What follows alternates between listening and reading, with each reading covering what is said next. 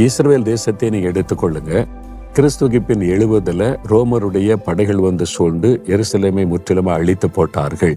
இயேசு கிறிஸ்து சொன்ன தீர்க்க தரிசனத்தின்படி தேவாலயம் ஒரு கல்லின் மேல் ஒரு கல் இராதபடி இடிக்கப்பட்டு இஸ்ரவேலர் எல்லாரும் உலகமெங்கி சிதறி போனார்கள். கிபி 100ஆம் வருஷத்துல ஒரு யூதன் கூட எருசலேமில் இல்லை என்று சரித்திரம் சொல்லுகிறாரு. இந்த தேசத்தினுடைய பெயர் மாற்றப்பட்டது, மொழி மாற்றப்பட்டது, கலாச்சாரம் மாற்றப்பட்டது. இஸ்ரவேல் ஜனங்களே இந்த தேசத்தில் இல்லை. ஒரு தேசமே இல்லாமல் போய்விட்டது, காணாமல் போய்விட்டது. ஆனால் அதன் பிறகு தேவனுடைய தீர்க்க தரிசன வார்த்தையின்படி கடைசி காலத்தில் திரும்ப இந்த தேசம் துளிர்க்கும், எழும்பும் என்ற ஆண்டவருடைய தீர்க்க தரிசனத்தின்படி 1948ஆம் வருஷம் மே மாதம் 14ஆம் தேதி மறுபடியும் இஸ்ரவேல் தேசம் உருவாக்கப்பட்டு அது ஐநா சபை அங்கீகரித்து இன்றைக்கு இஸ்ரவேல் என்கிற தேசம் உலகம் முழுவதும் பிரபலமான தேசமாய் காணப்படுகிறதை நாம் அறிவோம். இயேசு திரும்ப வரப்போகிறார் என்பதற்கு இந்த தேசமே மிகப்பெரிய ஒரு அடையாளமாய் இருக்கிறது.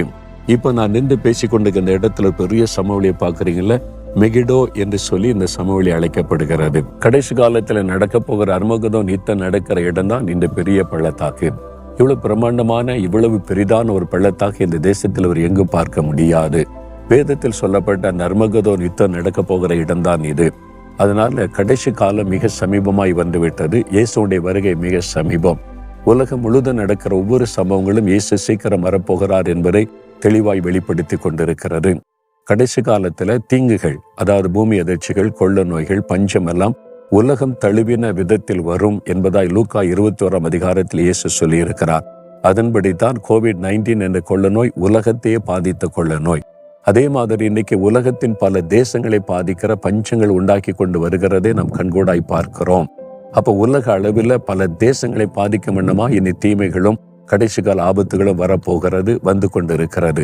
இதையெல்லாம் எதை வெளிப்படுத்துகிறது? இயேசு சீக்கிரம் வரப்போகிறார். அவரை சந்திக்க நீ ஆயத்தப்படு என்பதாய் ஆண்டவர் சொல்லுகிறார்.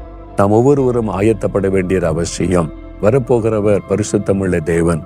நம்மை பரிசுத்தத்துக்கு அர்ப்பணித்து பரிசுத்த வாழ்க்கை வாழ ஒப்பு கொடுத்து நம்ம தினந்தோற வேதத்தை வாசித்து ஜெபித்து பரிசுத்தத்தின் மேல் பரிசுத்தம் அடைய அர்ப்பணித்துக் கொள்ளணும். அதுதான் அவரை சந்திப்பதற்கு ஆயத்தம். அதற்கு எப்பொழுதும் ஜெபம் பண்ணி விழித்திருங்கள் என்று இயேசு சொல்லி இருக்கிறார் லூக்கா 21 அதிகாரத்துல. அப்போ உங்களுடைய ஜெப வாழ்க்கையை காத்துக்கொள்ளுங்க. வெறும் உலக காரியத்திற்கு மாத்திரம், உலக நன்மைகளுக்கு மாத்திரம் ஜெபிக்காதபடி ஆண்டவரோடு இணைந்து வாழவும், பரிசுத்த வாழ்க்கை வாழவும், வருகையில் ஆண்டவரை சந்திக்கவும் உங்களை ஆயத்தப்படுத்திக் கொள்ளுகிற ஜெபத்தை ஏறெடுக்க வேண்டும். உங்கள் தேவனை சந்திக்க ஆயத்தப்படுங்க. இதோ அவர் சீக்கிரமாய் வருகிறார்.